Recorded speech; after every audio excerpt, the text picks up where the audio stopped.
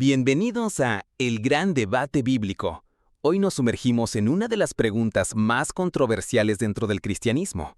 ¿Es realmente pecado no dar el diezmo?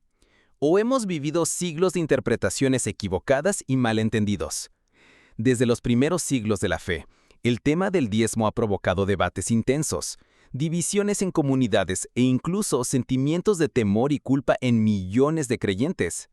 Muchos predicadores enseñan que quien no diezmó está robando a Dios y se expone a maldiciones, citando pasajes como Malaquías 3, 8 al 10. Sin embargo, otros sostienen que el diezmo fue un mandato exclusivo del pueblo de Israel bajo la ley de Moisés, y que con la venida de Cristo ya no estamos bajo esa obligación legalista. ¿A quién debemos escuchar? Hoy no solo analizaremos lo que opinan los pastores, sino que iremos directamente a las Escrituras, a la historia del pueblo de Dios y al mensaje central del Evangelio de la Gracia. El origen del diezmo no comenzó con Moisés, sino mucho antes. En Génesis 14:20, Abraham entregó el diezmo de todo el botín de guerra a Melquisedec, rey de Salem y sacerdote del Dios Altísimo. Lo interesante es que Abraham lo hizo como un acto voluntario y espontáneo, sin que existiera un mandato escrito. Del mismo modo, Jacob en Génesis 28:22 promete dar a Dios el diezmo de todo lo que reciba como voto personal después de su experiencia con el Señor en Betel. En ambos casos, el diezmo aparece como un acto de gratitud y fe, no como una obligación legal impuesta. Con la ley de Moisés, siglos más tarde, el diezmo se institucionalizó y se convirtió en una ordenanza nacional. Levítico 27, 30 al 32 y Números 18, 21 al 24 establecen claramente que los israelitas debían entregar el 10% de sus cosechas, frutos y ganado. Este sistema tenía un propósito muy práctico: mantener a la tribu de Levi, ya que ellos no recibieron herencia de tierras y se dedicaban exclusivamente al servicio del templo. En otras palabras, el diezmo funcionaba como un impuesto agrícola y ganadero para sostener el culto, financiar las festividades religiosas y ayudar a los pobres, huérfanos y extranjeros. Es fundamental subrayar que en la Biblia el diezmo no era dinero, sino productos agrícolas y animales. Israel vivía en una economía rural, y la riqueza se medía en granos, aceite, vino, ovejas, vacas y cabras. Por eso Malaquías 3:10 habla de traer los diezmos al alfolí, es decir, a los graneros del templo, donde se almacenaban estos alimentos.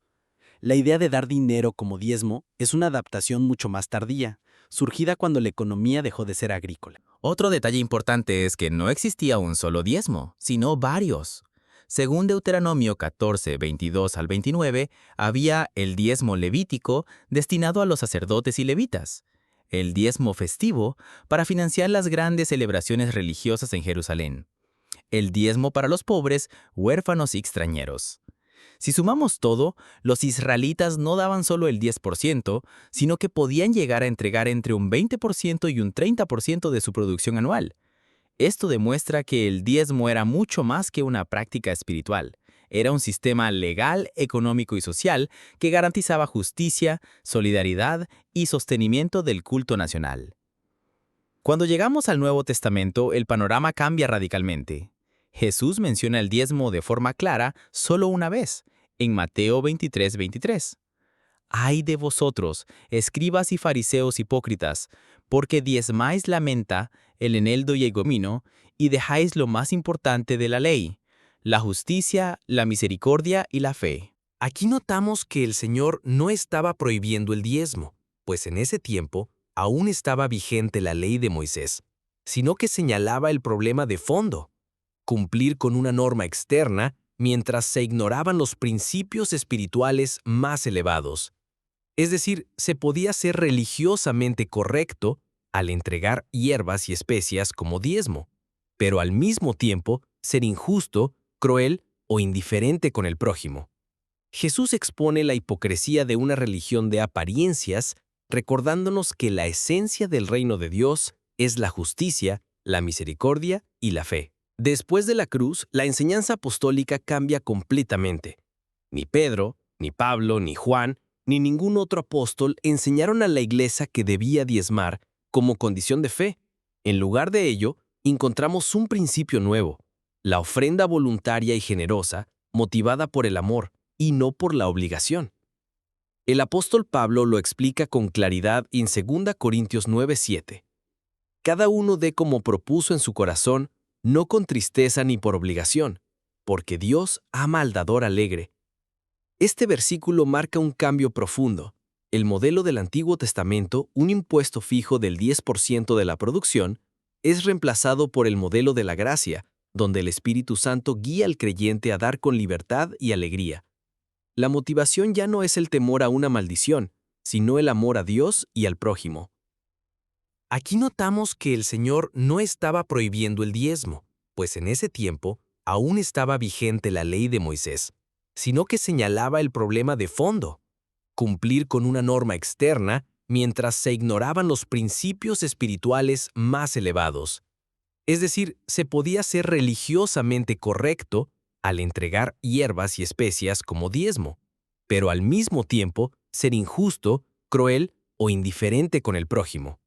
Jesús expone la hipocresía de una religión de apariencias, recordándonos que la esencia del reino de Dios es la justicia, la misericordia y la fe.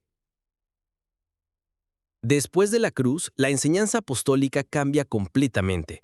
Ni Pedro, ni Pablo, ni Juan, ni ningún otro apóstol enseñaron a la iglesia que debía diezmar como condición de fe.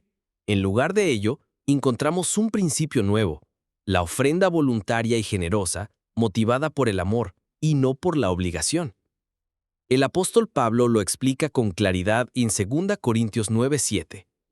Cada uno dé como propuso en su corazón, no con tristeza ni por obligación, porque Dios ama al dador alegre.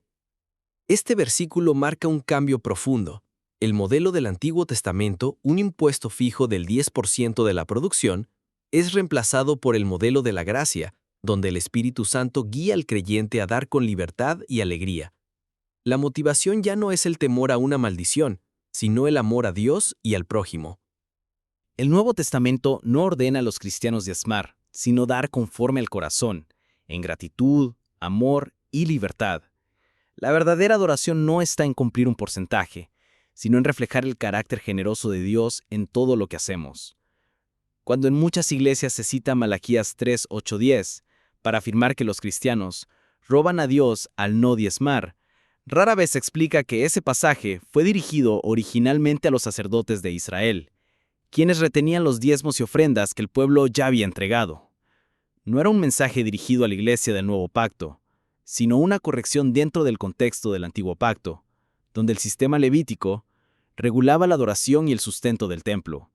Aplicar ese texto de manera literal hoy es un error de interpretación hermenéutica, porque ignora la diferencia entre los dos pactos. Pablo lo aclara con contundencia en Gálatas 3:13. Cristo nos redimió de la maldición de la ley, hecho por nosotros maldición. En otras palabras, Jesús cargó con toda maldición en la cruz y nos liberó de la condena de la ley. Por eso, predicar que un creyente está bajo maldición si no diezma contradice directamente el mensaje del Evangelio, de la gracia. El sacrificio de Cristo fue suficiente, completo y definitivo. En Él ya no hay condenación. Romanos 8:1. El Nuevo Testamento no elimina la generosidad, sino que la transforma y la eleva a un nivel superior. En Hechos 2, 44-45, vemos a la iglesia primitiva compartiendo sus bienes, vendiendo propiedades y ayudando a los más necesitados. La diferencia es fundamental. Ya no se trataba de cumplir con un porcentaje fijo, sino de tener una disposición del corazón, guiada por el amor y por la dirección del Espíritu Santo. Dar en el Nuevo Pacto tiene 3 grandes propósitos espirituales y prácticos. Sostener la obra del Evangelio. Así como Pablo fue sostenido en sus viajes misioneros por iglesias como la de Filipos, Filipenses 4, 15-16, hoy nuestras ofrendas ayudan a que la palabra siga siendo predicada y que nuevos ministerios se extiendan por el mundo. Ayudar al necesitado. Jesús fue claro en Mateo 25:35. Tuve hambre y me distes de comer, tuve sed y me distes de beber. El dar cristiano tiene un fuerte componente social, porque refleja el corazón compasivo de Dios hacia los pobres, huérfanos, viudas y extranjeros. expresar gratitud a Dios. Cada ofrenda es un recordatorio de que todo lo que tenemos proviene de Él. Al dar, reconocemos que somos administradores y no dueños absolutos, y que nuestra provisión no depende de la riqueza acumulada, sino de la fidelidad divina. Bajo la gracia, dar no es una carga ni un impuesto obligatorio, sino un privilegio y un acto de adoración. El Nuevo Testamento nos invita a dar con libertad, con alegría y con amor, sabiendo que en Cristo ya no somos esclavos de la ley, sino hijos libres que responden con gratitud al inmenso regalo de la salvación. Por eso, la verdadera pregunta no es ¿cuánto debo dar?, sino ¿con qué corazón estoy dando? La medida no está en el 10%, el 5% o el 20%. La medida está en la actitud interior. Que tu dar sea voluntario, sincero, lleno de amor y movido por la gratitud hacia Dios. Entonces, ¿es pecado no dar el diezmo? La respuesta, a la luz de las Escrituras y de la gracia de Cristo, es clara: no. El diezmo fue una ley específica para Israel bajo el Antiguo Pacto, pero la Iglesia hoy vive bajo un principio mucho más glorioso, el de la libertad en Cristo y la generosidad guiada por el Espíritu Santo. No damos por miedo a una maldición ni por presión religiosa, sino porque amamos, porque agradecemos y porque creemos en la provisión de Dios. Dar se convierte en un acto de adoración y no en un requisito legal. Cada ofrenda es una semilla de fe, una expresión de gratitud y una manifestación del amor de Cristo en acción. Ahí está la diferencia entre vivir atados a la ley y vivir en la abundante gracia del Evangelio. Ahora te dejo con esta pregunta para reflexionar y debatir juntos. ¿Crees que el diezmo sigue siendo un mandato para la Iglesia o más bien una práctica que se ha aplicado fuera de su verdadero contexto bíblico? Déjame tu opinión en los comentarios, comparte este video con otros creyentes para que también descubran la verdad. Y no olvides suscribirte a El Gran Debate Bíblico. Aquí hablamos la palabra tal cual es, sin miedo, sin filtros y con el deseo de que cada cristiano viva en la libertad gloriosa que Cristo nos regaló.